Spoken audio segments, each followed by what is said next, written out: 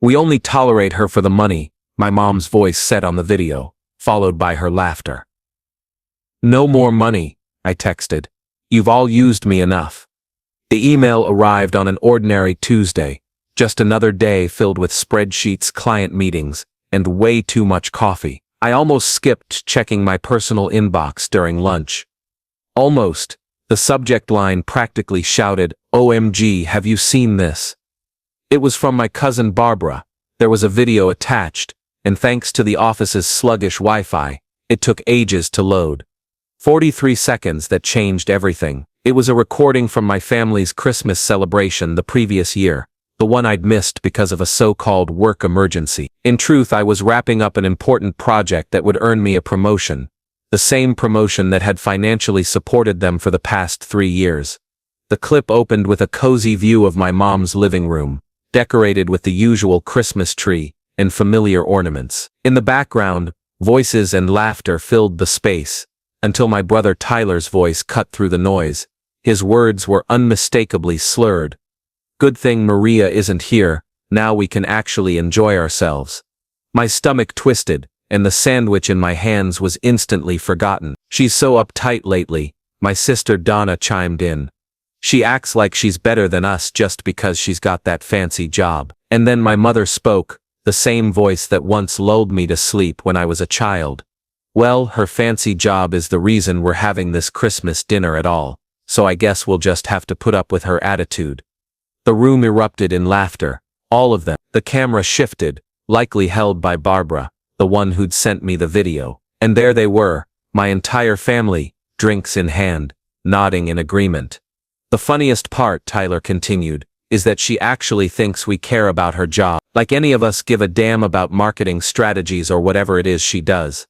More laughter followed. "But we sure care about her paycheck," my father added, raising his glass. "To Maria, our personal ATM," they toasted. To me, to my generosity, to the fact that in their eyes, I was nothing more than a walking wallet. The video ended abruptly. Barbara's message followed, "OMG, I feel awful. I meant to send this to my therapist to show her what I've been dealing with in this family. Please call me," but I didn't call. I could. My hands trembled as I slammed my laptop shut. 3 years. 3 years of financially supporting them after Dad lost his job. 3 years of covering Donna's kids' school fees. 3 years of paying Tyler's rent every time he was between jobs. 3 years of believing we were a family that stood together through hard times. I barely made it to the restroom before I got sick. The rest of the workday passed in a blur. I forced smiles at coworkers, delivered my presentation, nodded at all the right moments in meetings, but inside, those 43 seconds kept playing on repeat. Our personal ATM. The drive home was a struggle. Tears blurred my vision, and I had to pull over twice just to breathe. By the time I reached my apartment, a strange calm had settled over me, the kind that follows a storm when there's nothing left to save. I checked my phone. 5 missed calls from Barbara. 2 from my mom, probably their usual first-of-the-month money request. I set the phone down without answering. Instead, I opened my banking app and scrolled through my transaction history. Same routine, month after month. Mom and Dad $200 for their mortgage. Tyler $800 for temporary rent support, still ongoing after 2 years. Donna $500 for her kids' expenses. And the endless extra requests: car repairs, medical bills, school trips. In total, I'd sent them over $95,000 in the past 3 years. Money that could have gone toward my future, the house I'd dreamed of buying, the master's program I had postponed, the vacation I hadn't taken in 4 years. All while living in a tiny 1-bedroom apartment, surviving on instant noodles twice a week, just to keep their lifestyle afloat. My phone rang again. It was Mom. For the first time since I'd become an adult, I didn't pick up the phone. Instead, I poured myself a glass of wine and made a firm decision. The financial support had officially come to an end. The next morning brought a strange sense of clarity along with 7 new voicemail messages. "Maria, it's your mom. Just checking in about this month's transfer. We still haven't received it. Hey, it's Tyler. Ran into some trouble with my landlord. Could really use an extra $300 this time. Call me back. Maria, it's Mom again. Is everything okay? We're still waiting for the deposit. Your father's prescription needs to be renewed. Each message only tightened the knot in my stomach, confirming what I had already known deep down. Not one of them had asked how I was. Not once. I went through my morning routine on autopilot: shower, get dressed, cough, the motions of a machine. But I didn't cry. Overnight something inside me had shifted, and for the first time in years I felt steady. During my lunch break, I contacted my bank and canceled every scheduled payment I had set up for my family. The relief was instant, like I had finally set down a heavy burden I'd been carrying for far too long. Afterward, I sent a short text to my mother: no transfer this month, sorting out personal financial matters. Her reply came immediately: what do you mean, Marie? Your father needs his medication. This isn't funny. I switched off my phone and returned to work. That evening, the calls kept coming, first from my father, then Donna, then Tyler. By 9 p.m., my phone showed 23 missed calls and 38 text messages. I read every single one but didn't reply. How could you be this selfish? We're family. Dad's health is at risk without his medicine. My landlord is about to evict me. The guilt was crushing, almost unbearable. My instincts pushed me to give in, to send them the money, like I had done so many times before. 3 years of habit had trained me well, but then I remembered that recording. I remembered the laughter, the raised glasses, the words, "Our personal ATM." I turned off my phone again, and that night, I slept more peacefully than I had in years. A week passed. I changed my phone number, created a new email account, and disappeared from social media. I needed space, time to think, to understand what family and love were supposed to mean, and to remind myself of my own worth. Then on Saturday, my apartment buzzer rang. Looking through the peephole, I saw Tyler standing there. He looked worn out. My heart raced, and my hands turned cold. I unlatched the door. What the heck, Maria? Tyler stormed inside without waiting for an invitation. You changed your number. Mom is completely panicking. I stayed calm. I just needed some space. He stared at me, baffled. Space? You can't just cut off your family because you need space.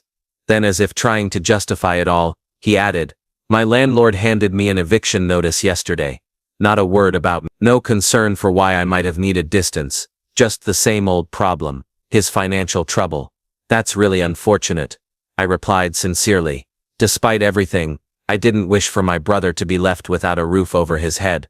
Tyler ran a frustrated hand through his hair. Unfortunate doesn't pay my rent, Maria. His voice sharpened.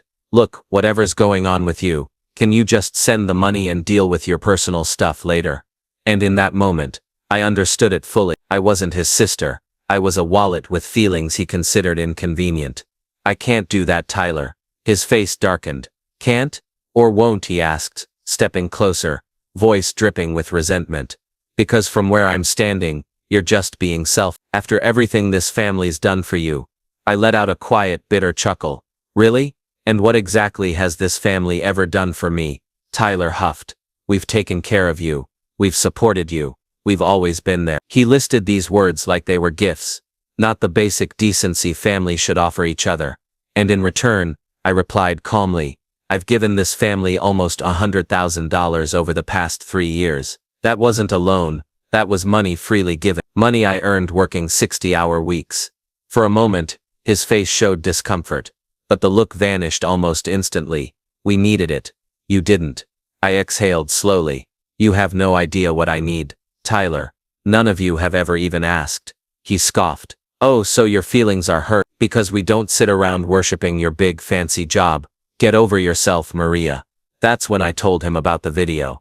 I described, in full detail, every word, every laugh, every moment I had seen and heard.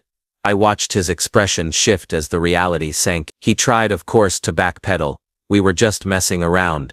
You know how family jokes when there's a few drinks involved. I shook my head. No, I don't know. Clearly my idea of family was completely wrong. Then I told him to leave. To my surprise, he actually did, but not before throwing one last line over his shoulder. You're making a huge mistake. You'll regret turning your back on family. Maybe he was right, but as the door clicked shut behind him, I felt something I hadn't felt in years. Relief, a deep breath, like I could finally breathe fully again. The next morning, I opened my inbox and saw an email from my mother.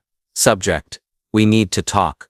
Message: Maria, whatever you believe, you're mistaken. We are your family.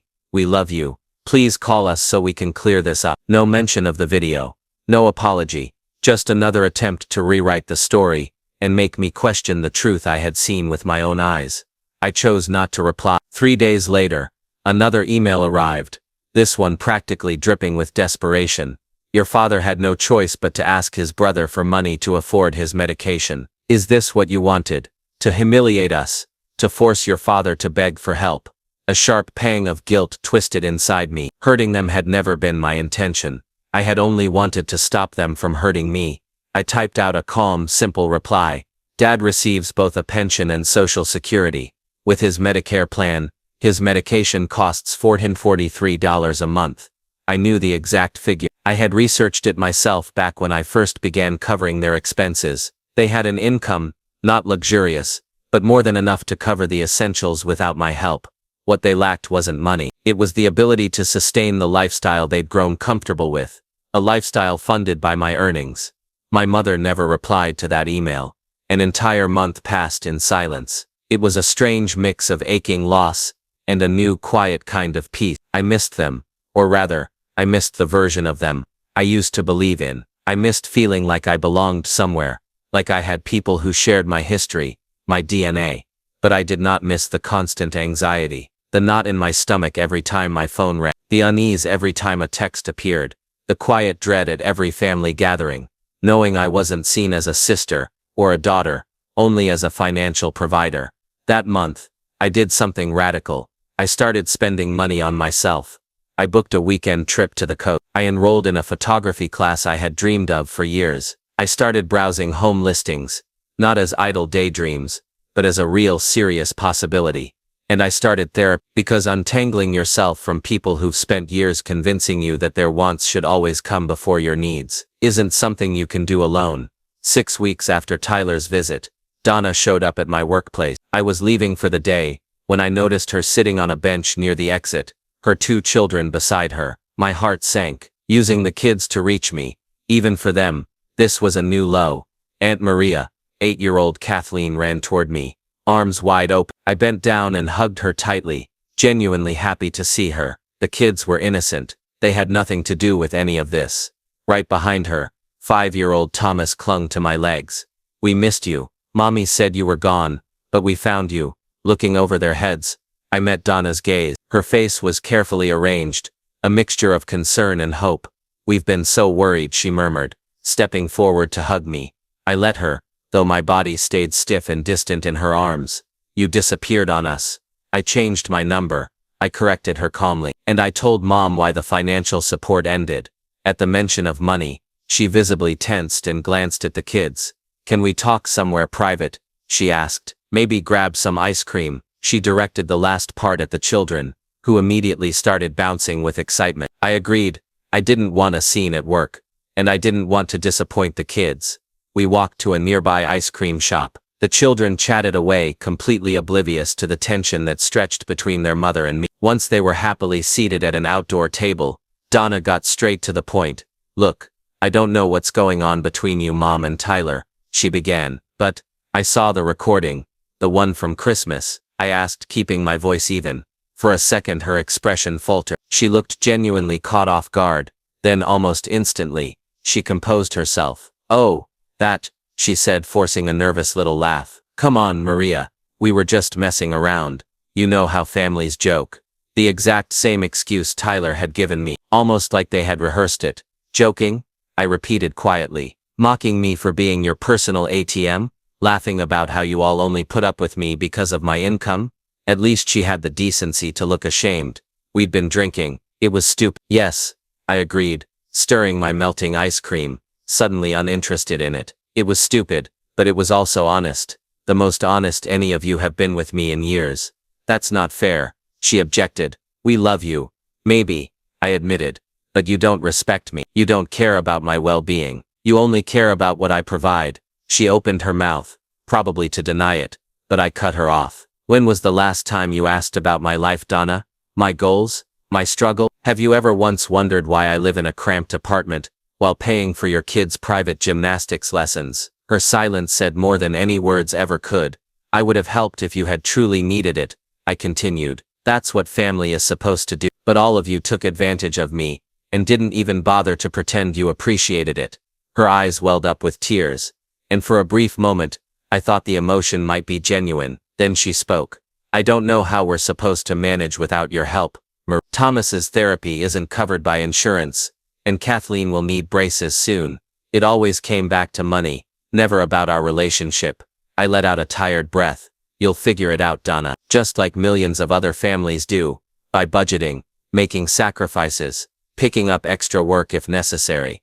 Her expression hardened. That's easy for you to say, with your stable paycheck. My paycheck, I replied calmly, which I earn by sacrificing weekends and holidays, by pursuing further education, and by working relentlessly. I met her gaze. You had those same opportunities too. She let out a bitter, dry laugh. I have kids. That was your choice, I answered, sharper than I intended. Then I softened my tone. I'm not saying it's easy. I'm saying it's not my responsibility. We sat in silence, watching the kids through the window. They were giggling, trying to keep their ice cream from dripping onto their hand. I do love you, Maria, Donna finally said. We all do, in our own way. In their way, conditional, transactional, not the kind of love I needed. I love you too, I replied, and I meant it, despite everything. But I can't keep doing this. It's suffocating me. She gave a small nod. Maybe for the first time she understood this wasn't a debate. This was a boundary. Before they left, I treated the kids to another round of ice cream, hugged them tightly, and promised to send birthday gifts. I wasn't cutting them out. They weren't the ones at fault. As they walked away, Thomas turned back, his little face serious. Bye, Aunt Maria. Don't be lost again, okay? A sharp ache settled in my chest. I wasn't the one who was lost. 3 months slipped away. Autumn faded into winter, and the holiday season loomed. The first one, where I wasn't bound by family expectations. I bought myself a modest Christmas tree, adorning it with decorations I personally selected, ones free from nostalgic weight. On Christmas Eve, I hosted a potluck gathering with friends, each of us contributing a dish. It wasn't the same as before, but it wasn't awful either. Christmas morning arrived, and with it, an email from my father, the first direct message from him since everything had unraveled. Maria, it began. No affectionate greeting, no holiday well wishes. Your mother insisted I reach out. Things have been tough since you abandoned us. Tyler had to move back in. Donna's children won't be receiving much for Christmas this year. Is that what you wanted? To make them suffer? There was no mention of missing me during the holiday, no recognition of why I had severed ties, just another attempt to make me feel guilty. I erased the email without responding. New Year's Eve arrived, marking a fresh chapter. I attended a gathering at a coworker's place, laughing more than I had in ages, feeling a newfound lightness. As midnight struck and the room erupted with cheers and embraces, my phone vibrated with a message from an unfamiliar number. It was Tyler. Happy New Year, sis. I miss you. Can we talk? I'm ready to listen. I stared at the text, debating. Was it sincere or was it simply an effort to restore their lost financial security? In the end, I realized it didn't matter. I wasn't ready. Perhaps someday, but not yet. Not until I was certain I could uphold the boundary. I had worked so hard to establish boundaries. I chose silence. I was focused on constructing a life that was truly mine, one that wasn't weighed down by supporting others at my own expense. Then in April, exactly a year after discovering the video, I received a handwritten letter from my mother. It was long. I hesitated before opening it, but curiosity won. My dear Maria, it began. Right away it felt different from my father's detached email. She wrote about how the past year had forced them to face hard truths, to acknowledge their actions, to realize how they had taken me for granted. She admitted she had replayed the video multiple times, haunted by their words. We were wrong, she confessed. So deeply wrong. Not just for what was said that night but for how we've treated you for years. She didn't try to excuse their behavior. Instead, she admitted that it had happened gradually. Small financial favors at first, then larger requests, until they started feeling entitled to my success, never once considering what it cost me. She described how they had adjusted to life without my financial contribution. Tyler had taken on 2 jobs and moved into a smaller living space. Donna had launched an online craft business. My parents had downsized. We're managing, she admitted. It hasn't been easy, but it was necessary. We should have done this all along instead of relying on you. She reminisced about my childhood, the times when we had been a real family, before money strained everything. I'm not writing to ask for anything, she assured me, only to say that I'm sorry, that we are all sorry, and if you ever feel ready to rebuild a relationship based on love and mutual respect, rather than obligation, we are open to it, but only if and when you are. She signed off simply, with love and regret, Mom. I folded the letter carefully and set it aside. I didn't respond right away. I needed time to reflect, to process, to decide what I truly wanted. A week later, I sat down and wrote back. It was brief, just a single page. I detailed every financial sacrifice I had made for them, not to inflict guilt, but to make sure the reality of what had transpired was acknowledged. I deserved that recognition. I expressed the pain, the devastation of realizing how they truly viewed me, how it had forced me to reevaluate everything I thought I knew about love and family. I don't know if we can rebuild, I admitted, but if we try, it must be different. I'm not a bank account. I am your daughter, your sister, a person with her own dreams and needs. If you can truly see me, maybe we can start again. Gradually, the following day, I mailed the letter. Then I took my dog for a long stroll through my new neighborhood, inhaling the fragrance of fresh blossoms, letting the sun's warmth sink into my skin. No matter what happened next with my family, I knew one thing for certain. I was going to be okay. I had learned an invaluable truth.